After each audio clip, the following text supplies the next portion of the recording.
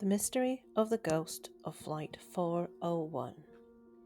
At 9:29 p.m. on December 29th, 1972, Eastern Airlines plane number 310 took off from Kennedy International Airport, New York. The plane was on a non-stop run to Miami, Florida. Number 310 was one of 12 new Eastern Airline planes. Each plane could carry more than 250 passengers. At about 11:30 p.m., the pilots began to prepare to land. But by 11:42 p.m., the plane was losing height fast over the Florida Everglades. A few seconds later, it crashed into the dark swampland. There was a burst of orange flame and a cloud of black smoke. At first, there was silence. Then came the cries and the screams of the injured.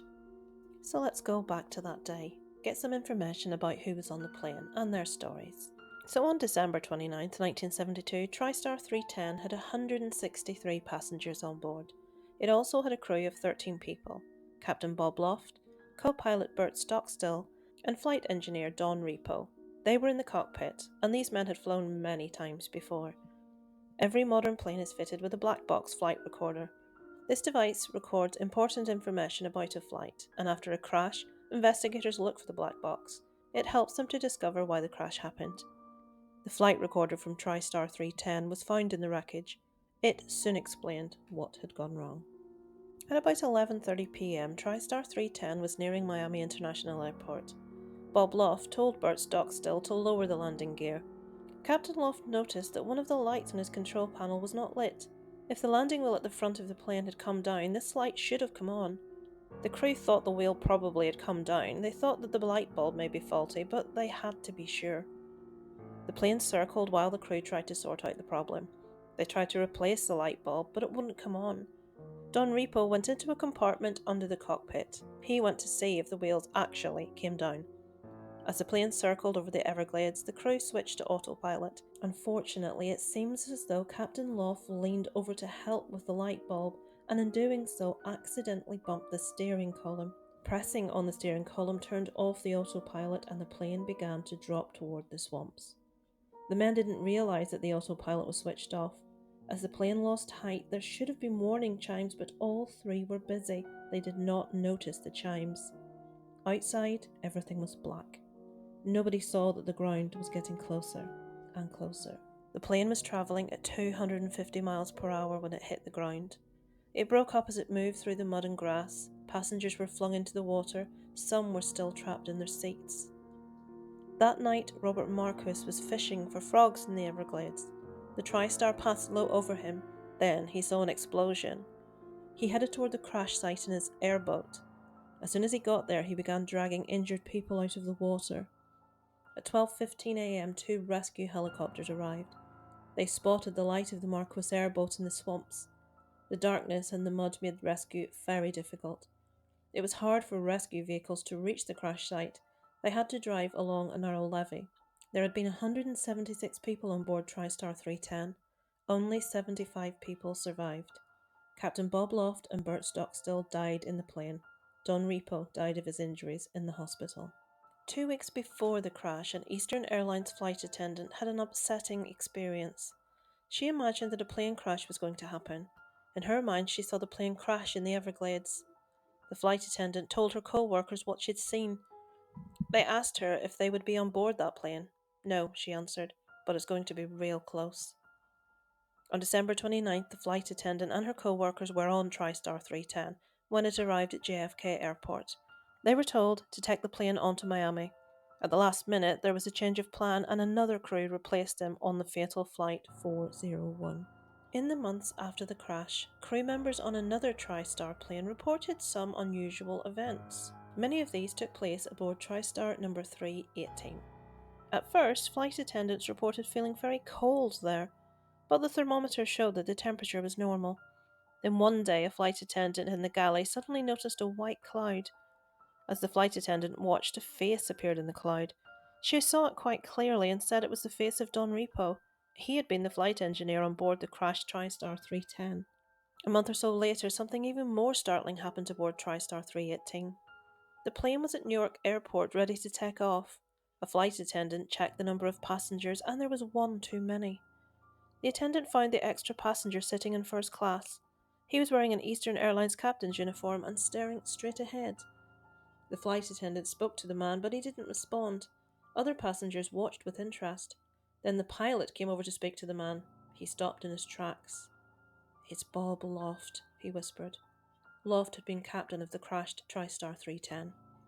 Then something amazing happened. The man vanished in front of everybody. The crew searched for the plane from end to end, and there was no sign of the extra passenger. Another time, a passenger spotted a glowing mist over the right wingtip. He pointed this out to a flight attendant.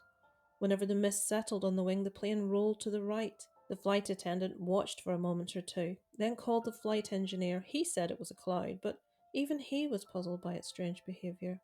In February 1974, another strange event was reported on TriStar 318. It happened during a flight to Mexico City and Acapulco. A flight attendant was preparing food in the galley. She clearly saw the face of Don Repo. It was reflected in the glass of an oven door.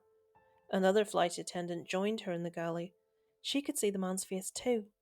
The two women also called the flight engineer to the galley. As he looked at the oven, the face of Don Repo spoke to him. "Watch out for fire on this plane," it said. The plane arrived safely in Mexico City, but then there was a problem with one of the engines. The last stage of the flight was cancelled. On a flight to Miami, a crew member heard a loud knocking. It was coming from the compartment below the cockpit. The man opened a trapdoor in the floor and shone a light into the compartment. There was nobody down there. Then the crew member turned to look at the control panel. At that moment, he saw a face he knew well. It was Don Repo. This would have been the small compartment under the aircraft, sometimes called the hellhole, where Don Repo was at the time TriStar 310 crashed. Before a plane takes off, it has to be checked over. Equipment is checked to make sure it's in working order. These are called pre-flight checks. Some pilots claimed they saw Don Repo in the cockpit when they were doing their pre-flight checks. On one occasion, a flight engineer entered the cockpit to make his checks. He found a man in an Eastern Airlines uniform sitting at his place. The flight engineer recognized the man as Don Repo. "Don't worry about your pre-flight check," Repo told him. "I've already done it." Then the figure vanished. Afterward, a captain on another flight said he had seen Don Repo too. "There will never be another crash of one of these planes. We won't let it happen," Repo had said. It was as if Loft and Repo were watching over the aircraft.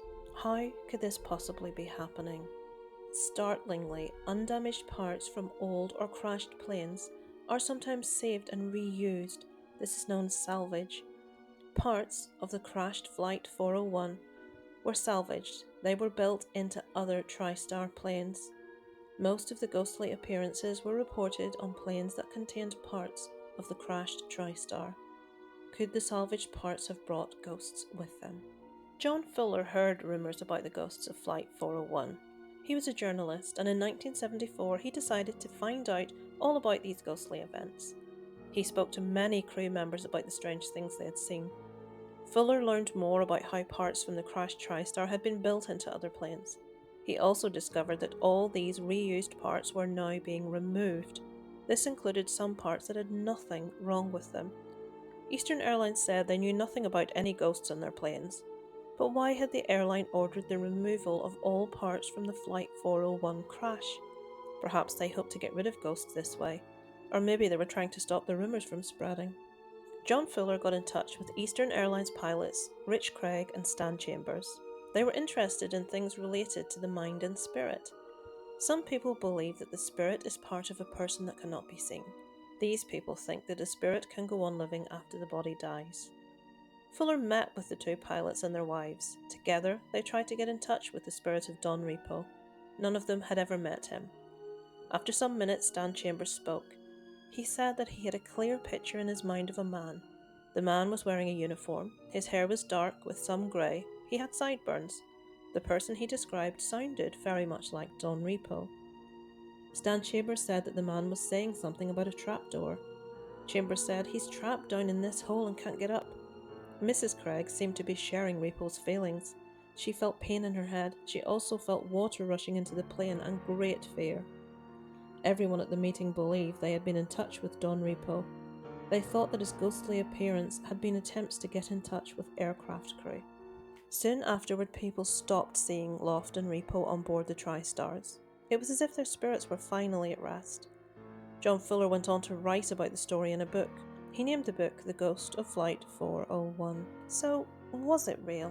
Did people actually see the ghosts of Flight 401, or did they just imagine them? Some people feel sure that people's spirits live on after their bodies die. Others also believe that these spirits sometimes appear to living people. When a person dies suddenly, he or she may leave things unfinished. Some people think this can cause the spirit great worry and upset. The spirit may then appear as a ghost. It needs to make sure that all is well with the ones it has left behind. Only then can the spirit rest in peace. Could this explain why people saw the ghost of Bob Loft and Don Repo? The men had died unexpectedly. Maybe their ghosts were trying to keep people safe on other TriStar airplanes. I hope you enjoyed today's story, folks. This is a true, really spooky story. I would encourage you to go over to Mr. Bollin's channel and check out his version of this story. He goes into a lot more detail. It is a fantastic, eerie story. I will link this below in the description and also at the end after the video. Thank you so much for watching today, folks. Over and out from Lisa Loves.